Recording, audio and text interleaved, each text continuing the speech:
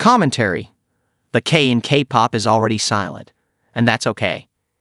As K-content like KPop Demon Hunters grows, it should shake off any concerns about abandoning its roots, says Juliana Liu for Bloomberg Opinion. Hong Kong. Anyone with children endlessly rewatching K-pop Demon Hunters might assume that South Korean content has already taken over the world. In fact, K-pop has enormous room to grow in a global music industry expected to be worth just under $200 billion in 10 years.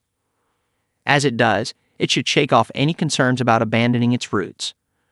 Like hip-hop, there's no reason why the genre can't have a similarly inclusive trajectory while remaining true to its core.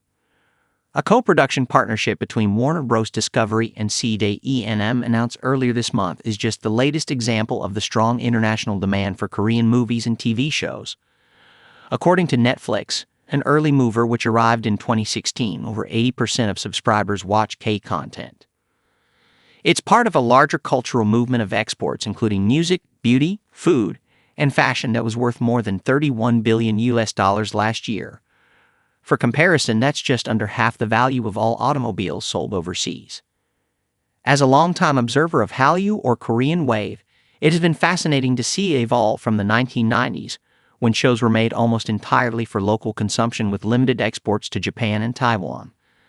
Then came the 2000s when the musician Rain and TV series Jewel in the Palace won fans across Asia.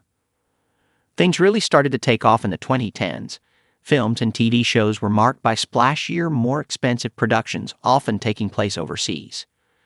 Space travel romance My Love from Another Star and military drama Descendants of the Sun were the smash hit exemplars of this time. The programs were so popular there were regular reports of fans suffering health problems after overindulging. BTS and Blackpink debuted in this era. Parasite won the Oscar for Best Film. Made Beyond Korea. Since the beginning of the current decade, we've been firmly in a Made Beyond Korea moment, according to Bernie Cho, president of DSB Collective, a Seoul-based artist and label services agency. The content is anchored in the culture, but the hands that make it may not belong to someone who is ethnically Korean or has a Republic of Korea passport.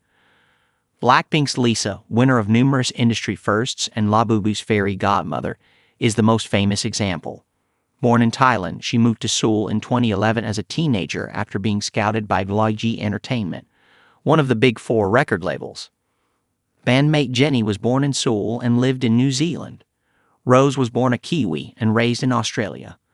Only Jisoo has lived in South Korea all her life. Because growth is limited at home due to a shrinking population, it's imperative for the K-culture industry to pivot abroad.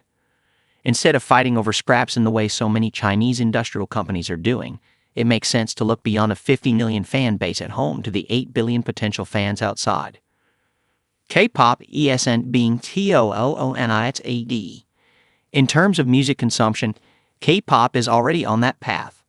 Audience data shows that there are now far more fans outside South Korea than at home. According to Chartmetric, the largest group of fans as measured by followers on Instagram and YouTube came from Indonesia, followed by the United States and the Philippines. South Korea came in only fourth, just ahead of Thailand and Brazil.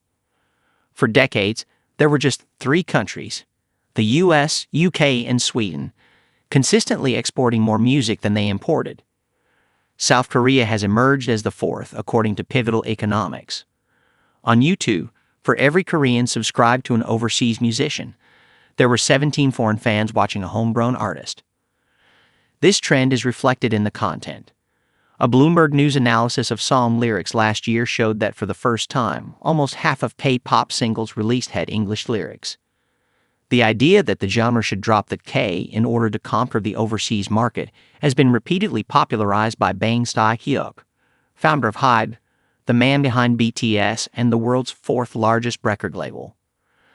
The concept has upset many fans, but he's not talking about erasing what's unique about the K-pop sound or ditching a business model where hopefuls undergo long periods of training before starting their careers.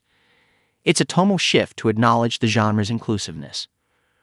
HYBE and rival record labels are exporting that time-tested, quintessentially Korean system. K-pop isn't being colonized, it's the other way around. When first watching KPop Demon Hunters, I was confused. Here was a westernized story told in English, set in Seoul, and starring animated Korean characters. I wanted to put it in a box. Is it Kung Fu Panda or Neja 2? Well, like K-pop itself, it's a hybrid, a blend of a North American perspective underpinned by a Korean soul. And as the WBDCJENN deal suggests, the way of the future is with people of different backgrounds involved in production. Being able to succeed in so many countries isn't a problem, it's a privilege.